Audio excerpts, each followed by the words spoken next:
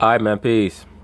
So one of the most important and controversial dynastic runs in the history of the NBA was the LA Lakers three-peat from 2000 to 2002, led by Shaquille O'Neal and Kobe Bryant. And one of the reasons why it is so controversial is because to this day, many Laker fans and NBA fans like to bandy about who was more important in that three-peat. Was it Shaquille O'Neal or Kobe Bryant? I'm already on record as stating that, in my view, that three-peat was Shaq's three-peat.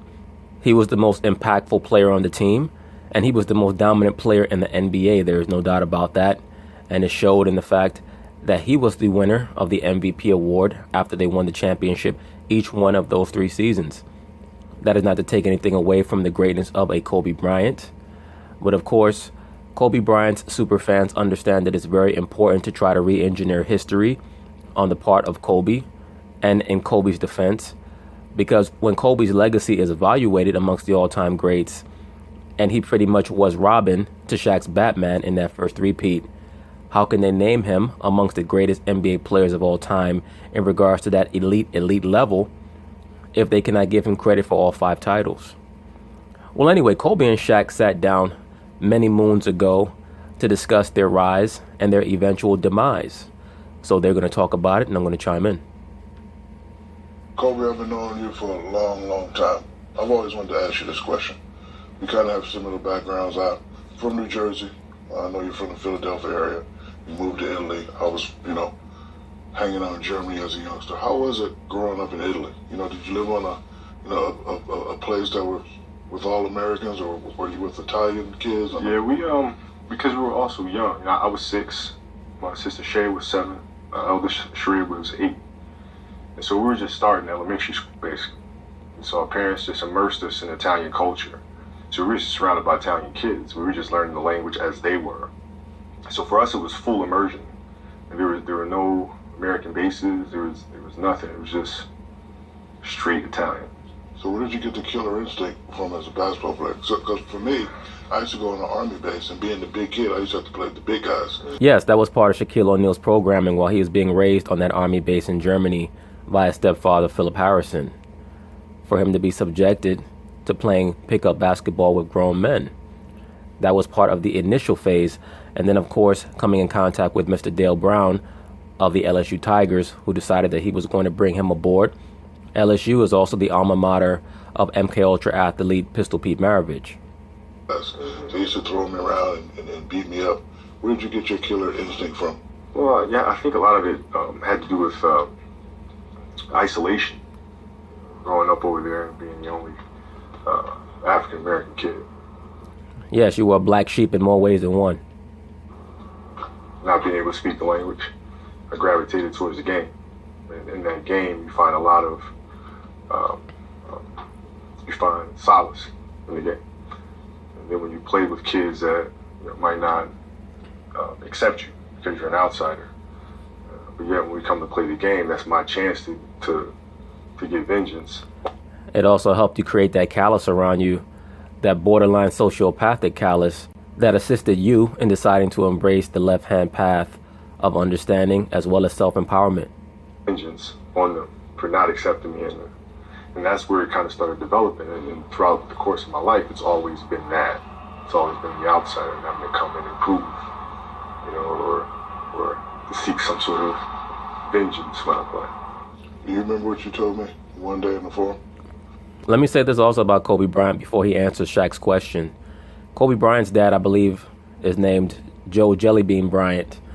And if you ever see any highlights of his dad was an explosive athlete just like Kobe. The main difference is that his dad did not have the unbelievable skill set that Kobe Bryant had. He also was very injury prone. When I first met you, you said you were going to be the finisher for me. Like the greatest player of all time? Yes. Remember you told me that? No, but that sounds something. No, that sounds like something I would say. you actually said that, and then you actually said, I'm going to be the Will Smith of the NBA. This was really? Yeah, and I was like, all right. Okay, Will Smith. Yeah, times have changed. Yeah, they have. But back when Kobe was drafted in 1996, Will Smith was one of the up-and-coming bright superstars in Hollywood. I remember when Will Smith made his blockbuster film debut in Independence Day. That was one of the great movie-going experiences that I can think of as an adolescent. I watched that film today, and it doesn't hold up quite so well. But I remember watching it in the theater, and it literally had me on the edge of my seat. As I've stated in previous videos, the alien takeover films, that genre, is based on the second coming of Christ and the angels. The quote-unquote aliens are a metaphorical representation of the angelic forces. Will Smith in the film Independence Day played proverbial Jacob. Remember when Jacob strove with the angel in Genesis the 35th chapter? That's the same way in which Will Smith strove with the alien. Remember, he was the only one who was able to defeat the alien in aerial combat, and then he knocked him out. That was an allusion to Jacob fighting the angel in Genesis the 35th chapter. And of course, that term Independence Day was an allusion to mankind being liberated from the authority of Christ and the angels. James, I've always had ambition. Another thing you told me as an 18-year-old, I'm going to be better than Mike. So I knew it definitely drove you. Now you can see right here the difference between Michael Jordan and Kobe Bryant in regards to personality. And of course, you have to give Kobe a break here because he clearly was most likely around 17 or 18 years old. But Jordan was just far more gregarious, outgoing, and Kobe Bryant was much more insular. He kept to himself more, most likely because of how he was raised in Italy. And, it's always going to be those comparisons when somebody's come before you and you do some. I don't know if you pattern the game after him or not. I don't know if you watched him in high school, but... Shaq, how are you going to say you don't know if Kobe Bryant patterned his game after Michael Jordan or not? Give me a break. He didn't just pattern his game after Jordan. He patterned his entire life, his being, after Michael Jordan. As I've stated in the past, Michael Jordan was Kobe Bryant's master, quote unquote. Kobe was his apprentice, as he's going to allude to a little later on in this video. But there was a lot of similarities. But I know that day you passed up Michael Jordan, I know you was probably riding in your car like... You know what, man? I thought I would be. But, what happened is when I came in the league and I wanted to take him on, right? All I heard was, they called him Black Panther, they called him Black Jesus and all this stuff. I said, I want to see what this is about. And, but what happened is that he wound up becoming a big brother to me. I know where you're going. You gotta get up quick. If you knew where I was going, why you go with the fake? Mike, after you fake the ball. Look how Michael looking dead in his face like he's stupid or something.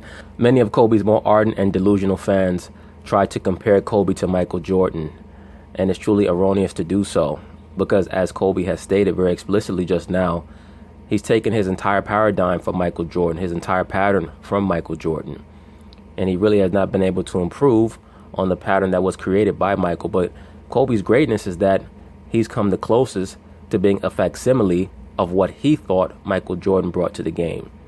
Just with smaller hands, a slower first step, and a worse decision maker. And even with those deficiencies in comparison to Michael Jordan, I would still put Kobe Bryant amongst the top 15 players to ever participate in the National Basketball Association.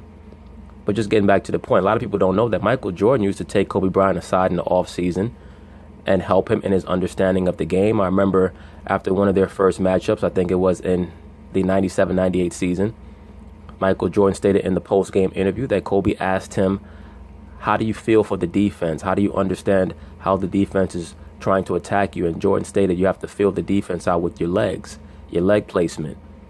Things like that is the knowledge that Michael Jordan imbued upon Kobe Bryant to help him elevate his game and his understanding overall. Ball. Where else you gonna go? Your feet. Yeah, but where else you gonna go? In the game, I go for you. I spun all the way around. I go for these ribs right here. He saw something in me that reminded him a lot of himself when he was coming up. And he took me under his wing a lot and showed me a lot of things, taught me a lot of things, a lot of leadership things. Kobe Bryant passes the great. Once again, when that storyline emerged about a month ago pertaining to Kobe Bryant trying to give advice to LeBron James, I stated very explicitly that it was very clear to me that Kobe Bryant was acting as an intermediary between Michael Jordan and LeBron because he knows that Michael don't really mess with LeBron like that. So he was trying to help LeBron out. The mainstream liberal sports media was trying to turn it into Kobe Bryant is jealous of LeBron James. I don't think that Kobe's jealous of LeBron James. I think that Kobe feels like LeBron James gets more credit than he deserves in regards to the overall hierarchy of all-time NBA greats, and that LeBron still has not reached him yet. But it's his job to help LeBron reach that level. The great Michael Jordan and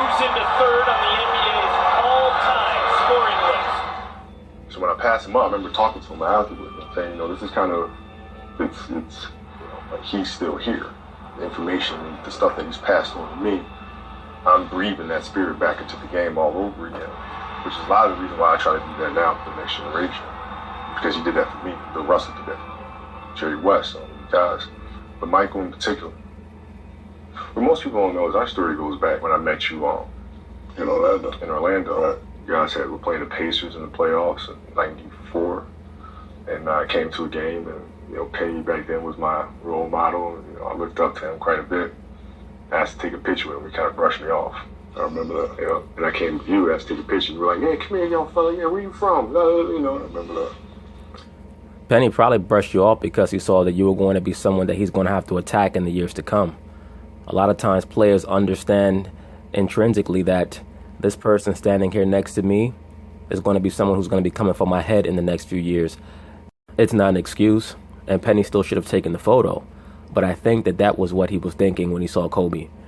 Because a lot of NBA players and college players, they know about who the top prospects are, even in high school. And sometimes when they see that person, they say to themselves, let me create the dynamic right now to let him understand that I'm never going to allow him to be on my level. And that's when the first time I met you. I don't know if you know this, but I was in Atlanta, still with the Orlando Magic. We get a call from Jerry West and my agent, 2 a.m. Me and Jerome, we out at the club. Jerry West says, I got what you want. At that time, I was asked for 150. I knew I wasn't going to get 150, but Jerry got me 120. So he called me into the room, and he put the piece of paper on the thing. And before I could sign, he stopped me. He said, let me tell you something. I just acquired this kid from Charlotte. You and him going to get about 3 or 4 championships. And Jerry West already knew that he was going to be able to get Kobe Bryant onto the Lakers. Kobe was either going to go to the Celtics or to the Lakers. The NBA already knew where they were going to deposit that asset. I was like, what are you talking about? He said Kobe Bryant. I was like, all right, cool. I wasn't worried about none of that. I was just trying to get to that 120 and trying to get to that 120. There was a very good feature called What If, in which one of the hypothetical scenarios was, what if Kobe Bryant was actually drafted by the New Jersey Nets? Kobe to this day tries to act as if he never cared who he was drafted by or where he went. But the fact of the matter is that John Calipari, the coach of the New Jersey Nets at the time, wanted to draft Kobe Bryant. And Kobe Bryant's agent, Arn Tellem, let John Calipari know that if you try to draft Kobe Bryant, we're going to play overseas in Europe for at least 1 season. So they knew who they were trying to get to. And that was the first time I knew of your greatness. And then when you came in, he was 18, he was doing a lot. And I can remember one time in the 3-on-2 drill, you came down on Sean Rooks and you put up a thing, ding, ding, ding, ding. And Dale said, shh, Kobe, one day you're going to be a great player, but don't ever do that again. I had the opportunity, to play against guys like Shaq and Corey Byron Scott, Eddie Jones, Serge Sabalos, and it's been a great training camp so far. I'm really enjoying it, and I'm enjoying it to the fullest. Cedric Sabalos was a great pure scorer, especially on the Phoenix Suns in the early 90s. One thing what I loved about you as an 18-year-old is you wanted it. A lot of guys on our team didn't want it, but you wanted it at a 18-year-old. And that's why in the Utah game, everybody talks about those air balls. I wasn't mad at you. I remember this game like it was yesterday. I remember Kobe Bryant taking those 3-point shots and shooting air balls like it was yesterday. And saying to myself, wow, this dude got a lot of heart. Another air ball. He shoots back-to-back air balls. Jazz basketball. That's why I was the first one to come grab me and say, hey, I know everybody's laughing and giggling out, but one day people will fear you at the end of the game. So that LA Laker team had a lot of talent on their roster, but the Utah Jazz in the late 90s were one of the most well-coached teams in NBA history in regards to implementing their system and understanding how to cut other teams up. That's why it's so laughable in this day and age when people try to denigrate the Utah Jazz or marginalize how good they were. That team won 60-plus games back-to-back seasons and get into the finals. And they were able to defeat the LA Lakers. I believe they swept them twice. They also were able to defeat the San Antonio Spurs led by Tim Duncan and David Robinson in the 98 playoffs. That Utah Jazz team was no joke. So I knew that about you as an 18-year-old. It was fun. I remember the first practice, we had Travis Knight on the team. And, I mean, he proceeded to just annihilate this kid. And, you know, just from everything from... I remember Travis Knight. That was a big, tall white boy from Connecticut. I believe he played with Ray Allen. From talking trash to him to, you know, he was afraid to get on the bus. And one thing that I noticed about you from the jump was that you didn't respect people that you could bully. You didn't respect them, and you test them, and you'd see what they let you get away with, and you'd see if they would fold to that. And that was the first thing I observed about you, and that competitive fire that you had. And then it all started making sense to me. That's how I see him play with that rage when it comes out. That's how I see guys, when he plays, they back away from him. Shaq was unbelievably nimble for someone of his physical dimensions. 7'1", over 300 pounds, with size 22 feet. I don't think people understand how nimble Shaq had to be able to move with such dexterity, wearing size 22. I mean, this nigga was walking around with ski boots on. Because they're afraid of that confrontation, that physicality. And then I remember you taking me down to Jerry's Deli. Back in the day, we had the big flip phones, you know what I mean? I didn't have one, though. You had one. I said, man, I didn't get one of those, man. That's pretty damn cool. You got, you know, the big joint. And just hanging out with you, man. And you showing me the ropes from day one. Well, of course he could show you the ropes from day one, because day one you were not a threat to take over the team from him. The situation went downhill when you started to view yourself as an equal. That's normally how things go. The dynamics between people oftentimes can be very whimsical. It can be very tenuous, depending on how big of a threat the person who is originally in charge starts to view you after you start to ascend. You know, this is Hollywood, where the television industry resides, and there's often talk of the May sweeps. But unfortunately, it's becoming an annual event for their Lakers, being swept out of the playoffs in May. 96 through 99 was a frustrating point. I don't know about, well, maybe a little bit for you, but for me, being one of the best bigs in the league and having that title of not winning. Well, actually, during that era, you were the best big in the NBA. From 96 to 99, you were the best big in the league because Akeem Olajuwon had started to decline. The problem was that you guys could not get past Utah because their basketball IQ was way too high. And a lot of people don't know that even in the Lakers' first championship season, that being the 99-2000 season, Phil Jackson purposefully tried to avoid the Utah Jazz in the playoffs because he still did not trust his team's basketball IQ, which gets me to my other point. To me, that is the fatal Achilles heel of that early 2000s LA Lakers team. Their basketball IQ was very low, and they were very fortunate that they never had to face a team during that time period that had an extremely high basketball IQ. The Spurs' basketball IQ was pretty high. They just did not have the talent in the backcourt that they would have needed to defeat that LA Lakers team. Winning one. I think it took toll on both of us. You know, I wanted to get it. You wanted to get it. Well, I'm at a point in my life where individual honors don't mean much anymore. I'm just, you know, more worried about what the team is capable of doing. I admit I was probably crazy. Well, we both weren't necessarily stable.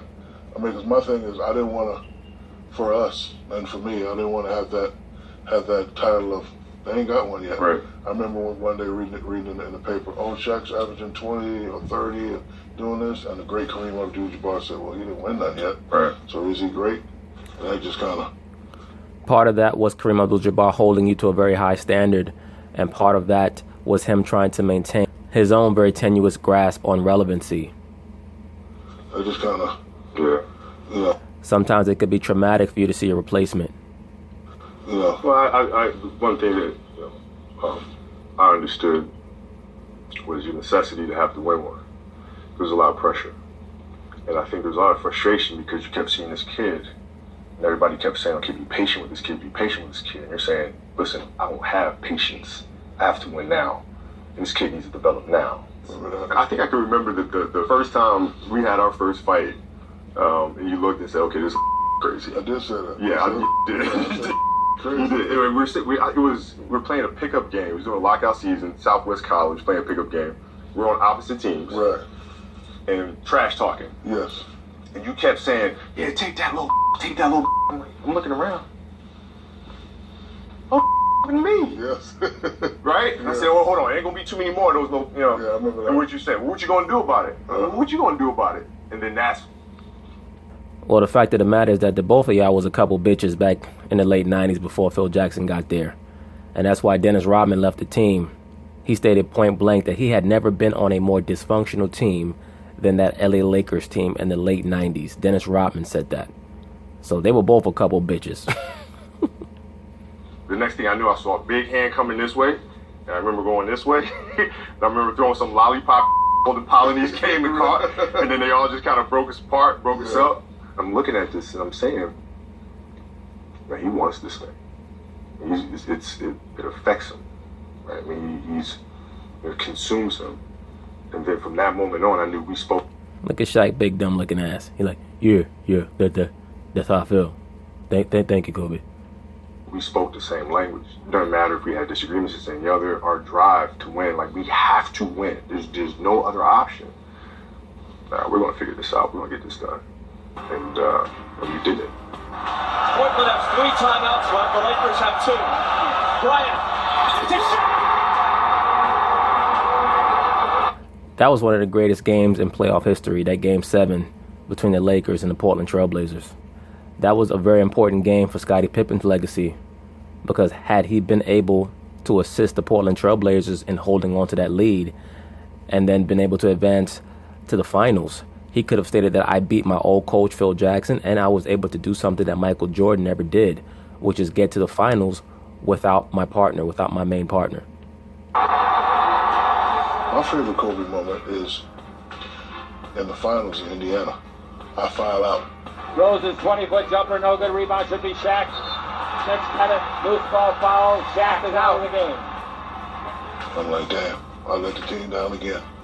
Shaq was so unbelievable in those finals, though. I think he had multiple games of over 40 and 20. If I'm wrong about that, one of you brothers can correct me, but he was unbelievably dominant in those 2000 finals. Yeah.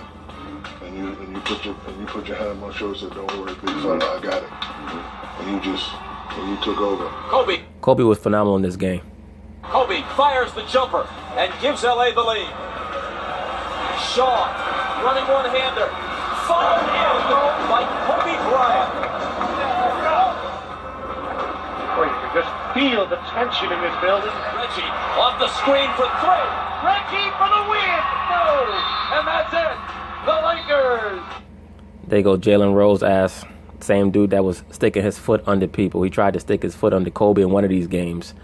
Kobe didn't play well in the series, but this game right here, in this moment after Shaq got fouled out, that showed you what type of caliber of player he was, irregardless of the moment. Kobe may have a game where he shoots 5 for 21. He may have a game where he shoots 15 for 21. But that 10 miss disparity will have nothing to do with him being scared or him being nervous or not being confident. That's truly what makes him great. Take a 3-1 series lead. It doesn't get any better than this, ever. I always knew he was a bad cat, but that moment right there, because you had no fear. I was like, But you know, I knew how much it meant to you. Right? As brothers, you don't let your brothers down. Right? It wasn't my time yet. This championship was yours. Right? Because you worked. Hey, Kobe Bryant superfan, did you hear that? Kobe stated, it wasn't my time yet. This championship was yours. So that's him acknowledging that Shaquille O'Neal was the alpha on that team. I hope that you guys heard that, so that you stop trying to run around going back and forth with me, man. Worked hard to get us to this point, right? For your whole career in Orlando and all the disappointments, and here you are. And it's my responsibility to pick that up. And then, you know, tactically, I don't think anybody knows this, but yeah, I was filming some show at UCLA the summer before, and Reggie Miller was up there, UCLA. And I said, okay, they got a really good team in Indiana. We might see these guys. And I said, let's play one-on-one. And we played one-on-one. I proceeded to really measure him and see what he liked to do defensively, see where he moved, see where he was weak at, what I could exploit. And so when that happened in the finals, we were here, I knew what I had. I knew what I could take. I knew what he would give me. And it was just a matter of just measuring him and going to work. So, well, Kobe, what you're telling me is that in your 4th season in the NBA, You've already played Reggie Miller, presumably 8 times in the regular season. It wasn't until you had this one-on-one matchup with him in the offseason at UCLA that you were able to discern exactly what Reggie Miller likes to do defensively. That's what you're telling me, Kobe Bryant? Reggie Miller, by the way, was not a phenomenal defensive player. He tried hard. But for Kobe Bryant to imply that the reason why he performed so well in Game 4 of the finals is because he tactically utilized Machiavellian principles to figure out everything that Reggie Miller would do when he was on defense. I'm sorry, bro. I'm just not buying it. But it's a nice storyline. So it was a thought-out attack for him. I found out Kobe Bryant took over. He's a fabulous player. And now, uno mas to go.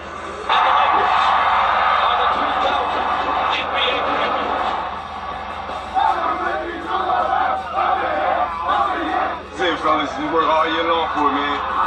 Shaq the man, most dominant player in the world. Hey, Kobe Bryant superfan, did you hear what Kobe Bryant stated back in 2000 after they won that first championship? Shaquille O'Neal, the most dominant player in the world. Please stop coming in my comments telling me about how Kobe Bryant was better than Shaq and how he led the team to all 5 finals championships. Please stop it. Finally got one. Yeah.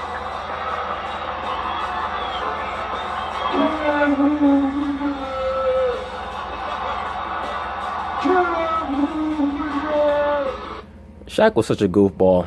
I can imagine how vexing it must have been for someone who had a rather serious demeanor like a Kobe Bryant to have to be in a locker room with that guy every day with him playing practical jokes and acting like a 12-year-old. After the first championship, I'm happy. Matter of fact, in my mind, I'm done. Now I can go do what I want to do. So I'm here, we go to the parade, do that, boom, I jump on a plane, take the family back to Orlando. I'm sitting. Oh, Kobe and them got their first championship. Can they get another one? Right. Will they be known as a Laker dynasty? Can they do it again? So, you know, I'm mad. I'm upset. One thing I know I got a guy that's gonna be ready. So that's why Kobe Bryant couldn't stand your ass, because you laid up in the off season eating hamburgers and hot dogs and pizza while he was running around doing his 666 Luciferian workout, trying to get in as good shape as possible. So I admit a lot of times I didn't come into camp ready, because that's just how I got done. Because my thing is, I don't need to get ready for dunking. Right. I don't need to get ready. I'll get ready when I get ready. So, because he used to throw those guys around like rag dolls. I remember that shit like it was yesterday. Shaq used to treat Tim Duncan and David Robinson like they were a couple of 12-year-old boys. Because I had you, I was able to just chill out in the summer. Do what I do. See, that's what pissed me off. That was it right there. That was. Listen, I got beat up. I got hacky Shaq. I was tired, man. I ain't doing no work. I'm going home. I'm swimming. Me and Uncle Jerome, we sipping pina coladas. We eating burgers. Yep. In other words, you were a lax king, Shaquille O'Neal. You had all the might in the world. You were like what the scriptures call a mighty man. But when it came time for you to pay attention to you administering over your kingdom, you came up short. You left room for the incumbent king, Kobe Bryant, to incrementally take over your kingdom. So you have nobody to blame but yourself. But we're going to pick this up on part 2. Peace.